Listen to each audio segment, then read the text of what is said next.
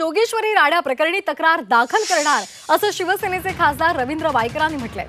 तर हल्लेखोर माझ्या घरापर्यंत आले असून माझ्या कुटुंबाच्या जीविताची हमी कोण देणार असा सवाल सुद्धा वायकरांनी उपस्थित केलाय। दरम्यान हा विनयभंग असल्याचा आरोप शिवसेनेच्या नेत्या शीतल म्हात्रेंनी म्हटलंय। तसंच महिला आयोग कारवाई त्यांनी करावी अशी मागणी सुद्धा शीतल म्हात्रेंनी केली आहे।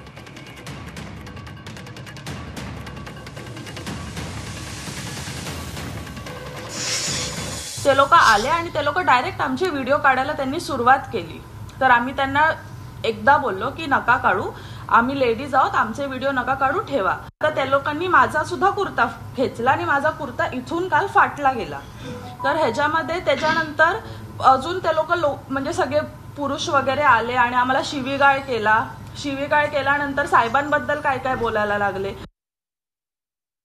क्लिप आहेत त्या मुलीच्या गाडीवरती मारताना, ती माझ्या मुलीला आणायला चालली होती किंवा तिला भेटायला चालली होती। माझ्या घरापर्यंत मोटरसायकल घेऊन त्या मुलीच्या ती क्लिप बघा तुम्ही, तिच्या दगड मारणं, धावणं, फिकणं, त्याच्या गाडीवर मारणं, माझ्या घरापर्यंत जाणं, माझ्या जीविताची, माझ्या मुलींच्या, माझ्या मिसेसच्या जीविताची हमी कोण देणार? मी स्वतः देखील तक्रार करणार आहे। जी दगडफेक झाली, उमेदवार माझ्या दरवाजावरती येतोय, त्याला 10च्या नंतर असं कोणाच्या दरवाजावरती येता येतं का?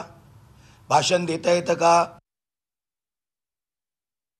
आज इकडे लाडक्या बहिणी म्हणून जिथे महायुती या महिलांचा सन्मान करते, अन्नपूर्णा म्हणते त्यांना, आणि तिथे तुम्ही अशा पद्धतीने रात्री 10:30 वाजता या महिलांवर तुम्ही हल्ला करता, हा खरोखर हल्ला आहे। त्यांचा विनयभंग करण्याचा प्रयत्न करतायत।